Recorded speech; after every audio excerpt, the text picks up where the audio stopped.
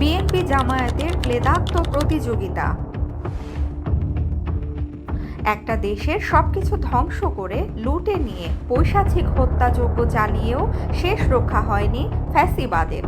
মরণাস্ত্রের মুখে বুক চিতিয়ে দাঁড়ানো নিরস্ত্র মানুষের মহা গণ অভ্যুত্থানে ক্ষমতা হারিয়ে পালাতে বাধ্য হলেও ওরা কি হাল ছেড়েছে? মোটেই না। হাসিনার পতিত ফ্যাসিবাদ তাদের হারানো স্বর্গ ফিরে পেতে একের পর এক বুনে চলেছে ষড়যন্ত্রের জাল। তাদের আশা ঘোলা পানিতে মাছ শিকারের তারা পরিস্থিতি অস্থিতিশীল করতে উস্কানি দিচ্ছে। সবখানে ঘাপটি মেরে বসে আছে পতিত ফ্যাসিবাদের সুবিধাভোগীরা।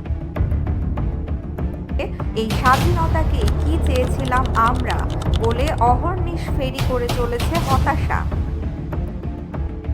পুনরুত্থানকামী ফ্যাসিবাদের শক্তির হাতের কাছে দেশ লুটের অজস্র অর্থ সম্পদ, আছে অবৈধ অস্ত্র, আছে আধিপত্যবাদের মদত। কাজেই সহসা থামবে না ওদের কার্যক্রম। ওরা চাইবে এদেশ যেন একদিনও স্বস্তিতে থাকতে না পারে। এই সময়ে সবচেয়ে বেশি দরকার নিপীড়িত জাতির সীসা ঢালা ঐক্য। দরকার ফ্যাসিবাদের পুনরুত্থানকামী প্রতি বিপ্লব ও চক্রান্ত রুখে দেওয়া। দরকার রাষ্ট্রীয় সংস্কার, জাতীয় পুনর্গঠন ও দরকার দ্রুত স্বস্তি, শান্তি ও স্থিতি ফিরিয়ে মানুষের মধ্যে পুনরায় আস্থার সঞ্চয় করা। কিন্তু এখন কি করছে আমাদের দেশের প্রধান রাজনৈতিক দলগুলো? এখনও আমরা তাদেরকে দেশের স্বার্থের চেয়ে ব্যক্তির ও দলের সংকীর্ণ স্বার্থকে প্রাধান্য দিতে দেখছি। দখলদারি, দলীয়করণ ও বস্তুগত সম্পদ আহরণের উদগ্র লালসায় তারা এই ক্রান্তিকালে ব্যতিব্যস্ত হয়ে পড়েছে। শৃঙ্খলা, সংযম, দায়িত্বশীলতা ও শুদ্ধির কোনো লক্ষণ তাদের মধ্যে দেখা যাচ্ছে না। বিএনপি ও জামায়াত দুটি পৃথক দল।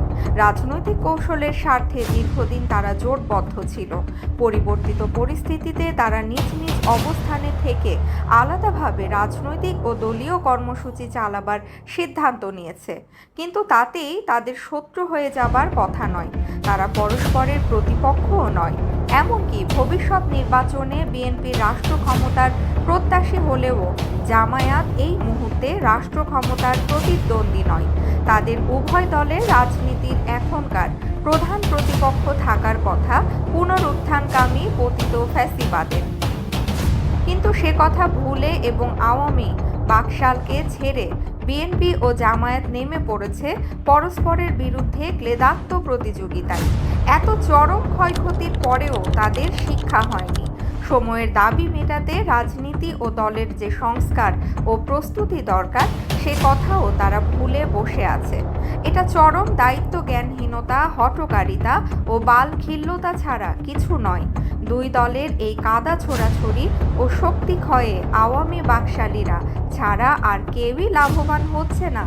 আমাদের রাজনীতি আর কবে সাবালক ও দায়িত্বশীল হবে জানি না।